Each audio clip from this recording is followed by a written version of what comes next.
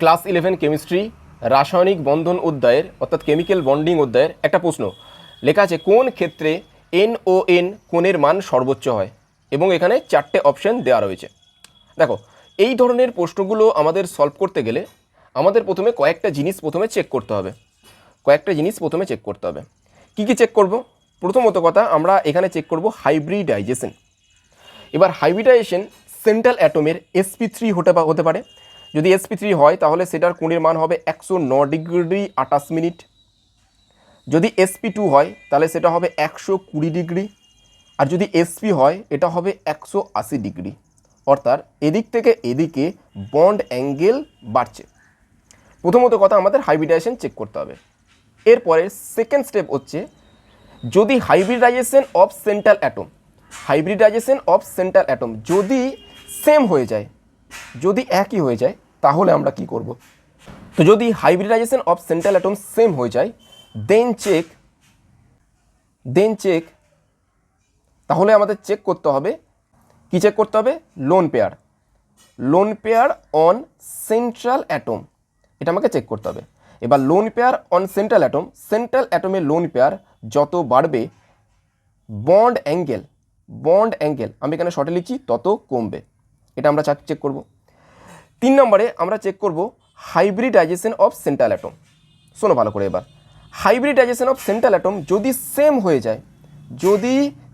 হয়ে যায় এবং loan pair on central atom এটাও যদি সেম হয়ে যায়, দুটোই যদি সেম হয়ে যায়, তাহলে আমরা কি করব? তাহলে আমরা এটাকে দুটো ভাগে ভাগ করতে হবে। দেখো, সেন্ট্রাল অ্যাটম যদি আলাদা আলাদা হয় এবং সারাউন্ডিং অ্যাটম যদি সেম হয়, এটা একটা পার্ট হতে পারে। আর দ্বিতীয় পার্ট হতে পারে সেন্ট্রাল অ্যাটম সেম কিন্তু সারাউন্ডিং অ্যাটম ডিফারেন্ট, এটাও হতে পারে। আগে প্রথমটাকে দেখো, লেখা আছে central atom different, surrounding atom same. যদি এই রকম কেস চলে আসে, তাহলে সেন্ট্রাল অ্যাটমের ইলেকট্রোনেগেটিভিটি যত বাড়বে, বন্ড অ্যাঙ্গেল তত বাড়বে। হয়েছে? এরপরে দেখো, যদি সেন্ট্রাল অ্যাটম সেম এবং সারাউন্ডিং অ্যাটম ডিফারেন্ট হয়ে যায়, তখন কি করব? তখন সারাউন্ডিং অ্যাটমের আমাকে ইলেকট্রোনেগেটিভিটি চেক করতে হবে, এবং সারাউন্ডিং অ্যাটমের ইলেকট্রোনেগেটিভিটি যত বাড়বে, তোমার বন্ড অ্যাঙ্গেল তত কমবে। ঠিকের উল্টো, এইটার ঠিক উল্টো। এবার স্যার এক্সাম্পল দিন। চলো আগে এইটার এক্সাম্পল আমরা দিয়ে দিচ্ছি। যেমন ধরো PH3 আছে, এখানে PH3, আর তার ঠিক পাশে আছে দেখো NH3, দেখতে পাচ্ছ? আচ্ছা, যেমন ধরো এখানে P হচ্ছে সেন্ট্রাল অ্যাটম, আবার এখানে N হচ্ছে সেন্ট্রাল অ্যাটম। দেখো, সেন্ট্রাল অ্যাটম আলাদা ডিফারেন্ট, সারাউন্ডিং অ্যাটম সেম। দেখো, এখানেও হাইড্রোজেন। তাহলে আমাদের দেখো, প্রথমত কথা, আমরা এখানে হাইব্রিডাইজেশন কি সেম আছে? দেখো, সেন্ট্রাল অ্যাটমে হাইব্রিডাইজেশন সেম আছে নাকি চেক করো। হ্যাঁ, দেখো, P এর হাইব্রিডাইজেশন এবং N এর হাইব্রিডাইজেশন দুটোই হচ্ছে সেম হাইব্রিডাইজেশন, দুটোই হচ্ছে sp3 করে। এটাও sp3। লোন পেয়ার চেক করো, এখানে ফসফরাসের লোন পেয়ার এখানেও এক, এবং এর লোন পেয়ার মানে নাইট্রোজেন লোন পেয়ার এটাও এক। তাহলে আমাদের এই দুটো সেম হয়ে গেল। তো যখন এই দুটো সেম হবে, তখন আমরা ইলেকট্রোনেগেটিভিটি অফ সেন্ট্রাল অ্যাটম দেখব। দেখো, নাইট্রোজেনের ইলেকট্রোনেগেটিভিটি বেশি, তার মানে এর বন্ড অ্যাঙ্গেল হবে বেশি। আশা করি বুঝতে পেরেছো, অর্থাৎ NH3 বন্ড অ্যাঙ্গেল বেশি হবে। ঠিক তেমনই আমরা যদি এখানে চলে যাই, এর এক্সাম্পল সেন্ট্রাল অ্যাটম সেম কিন্তু সারাউন্ডিং অ্যাটম ডিফারেন্ট। চলো এক্সাম্পল নিয়ে নিচ্ছি।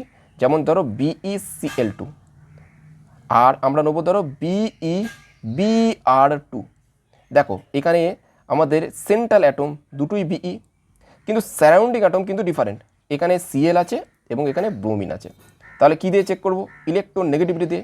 ইলেকট্রোনেগেটিভিটি যত বাড়বে, বন্ড অ্যাঙ্গেল তত কমবে।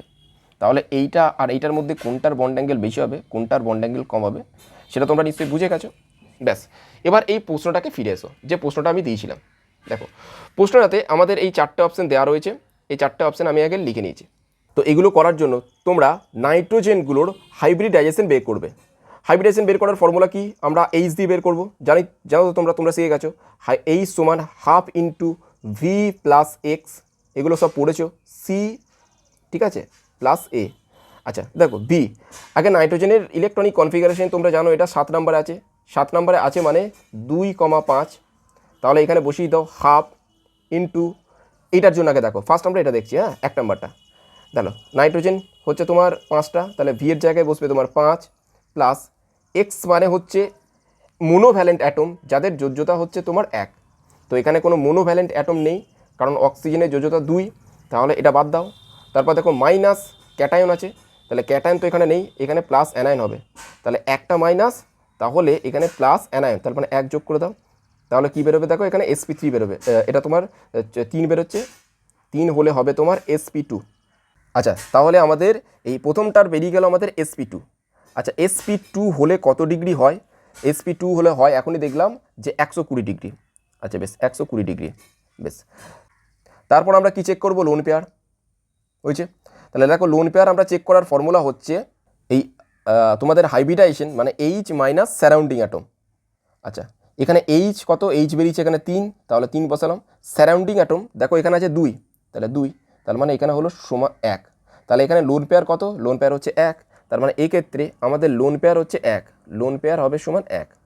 আচ্ছা বেশ, এই পর্যন্ত গেল। তারপর এটাকে দেখো NO3 মাইনাস, এটাও তোমরা 2 নম্বর এইভাবে বের করবে। দেখো আমি শর্টে করে দিচ্ছি, হাইড্রোজেন সমান করবো হাফ, ঠিক আছে, নাইট্রোজেনের তোমার ভ্যালেন্স ইলেকট্রন 5, এখানে মোনোভ্যালেন্ট অ্যাটম নেই, ঠিক আছে, তাহলে ক্যাটায়ন নেই, শুধু আছে অ্যানায়ন, অ্যানায়নটাকে পজিটিভ বেরোবে, তাহলে অ্যানায়ন কটা আছে? একটা, তাহলে 1 করে দাও, তাহলে এখানে কত হলে? এখানে হচ্ছে তোমার 3। আচ্ছা তাহলে এটা কত বেরোবে? এটা sp2, তাহলে এখানেও বসিয়ে দাও আমরা sp2, sp2 হলে কত ডিগ্রি হবে? 120 ডিগ্রি। শেষ পর্যন্ত দেখো ভিডিওটা, তবে বুঝতে পারবে। তারপর তোমরা লোন পেয়ার চেক করবে, লোন পেয়ার বের করার ফর্মুলা কি? এইচ মাইনাস সারাউন্ডিং অ্যাটম, বুঝতে পারছো? তাহলে এইচ এখানে কত আছে? এইচ এখানে বেরিয়েছে দেখো 3, তাহলে 3, সারাউন্ডিং অ্যাটম এখানে অক্সিজেন আছে 3টে, তার মানে এখানে হলো 0, তার মানে এখানে লোন পেয়ার কিন্তু হয়ে গেছে 0, বুঝতে পেরেছো? তারপর NO2 চেক করো। আচ্ছা তাহলে এই দুটোকে করে ফেলা যাক, ঠিক আছে। দেখো এই যে আছে না NO2, এখানে নাইট্রোজেনের স্ট্রাকচারে দেখে নাও, প্রথমে আছে N, ঠিক আছে, অক্সিজেন আছে 2টো হয়েছে, নাইট্রোজেন কটা বন্ড বানায়? 3টে বন্ড বানায়, তাহলে অক্সিজেন 2টো বন্ড বানায়, তাহলে অক্সিজেন 2টো, নাইট্রোজেন 3টে, এটা হলো। আচ্ছা অক্সিজেন যদি একটা বন্ড বানায় তাহলে অক্সিজেনের ওপর হয় মাইনাস চার্জ, এটা জানো। আচ্ছা আর এখানে নাইট্রোজেনের ওপর একটা লোন পেয়ার আছে, ঠিক আছে, এখান থেকে সেটা পেয়েছি, তাহলে এর স্ট্রাকচারটা হলো এইরকম। এবার মনে রাখো যদি লোন পেয়ার চলে আসে তাহলে আমাদের বন্ড অ্যাঙ্গেল করে কমে যায়, এমন লেখা যায় loan pair on central atom, যদি মানে যত লোন পেয়ার যত বাড়ে বন্ড অ্যাঙ্গেল তত কমে, তাহলে এর অ্যাঙ্গেল 120 ডিগ্রি হবে না, 20 ডিগ্রির থেকে কম হবে, 120 থেকে কম হবে, তাহলে এইটা হবে লেস দ্যান 120। এবার এটা চেক করো, এটা আছে NO3 মাইনাস, এর স্ট্রাকচার কীরকম হবে? দেখো নাইট্রোজেন কটা বন্ড বানায়, আমি এটার জন্য করে দিচ্ছি। নাইট্রোজেন এখানে আমাদের বানাবে হচ্ছে 3টে বন্ড বানায়, তাহলে 1 2 3, কীভাবে আঁকি দেখো, অক্সিজেন আছে 3টে, দেখো এখানে একটা অক্সিজেন, এখানে একটা অক্সিজেন, আর এখানে একটা অক্সিজেন।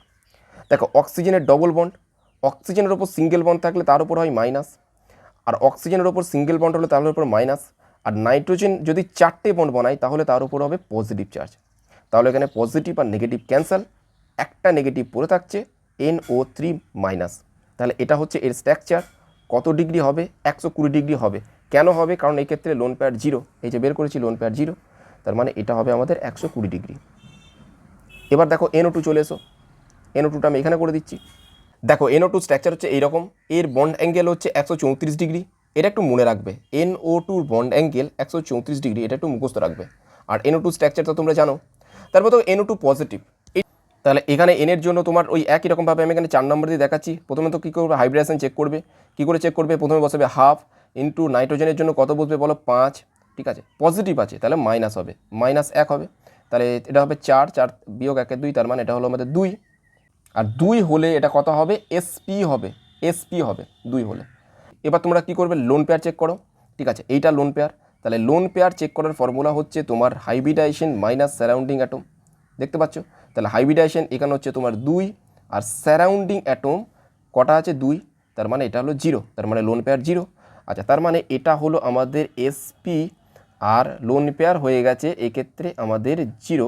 তাহলে এটা কীরকম দেখতে হবে? দেখো এটা দেখতে হবে এইরকম, ঠিক আছে, এইরকম দেখতে হবে N, ঠিক আছে, ডবল বন্ড, সরি এখানে লিখবো O, এখানে লিখবো N, আর এখানে ডবল বন্ড O। তাহলে এটা কত ডিগ্রি হলো? 180 ডিগ্রি হলো। দেখতে পাচ্ছ 180 ডিগ্রি। কেন 180 ডিগ্রি? কারণ sp হলে 180 হয়, তাহলে এটা sp আছে, sp হলে 180।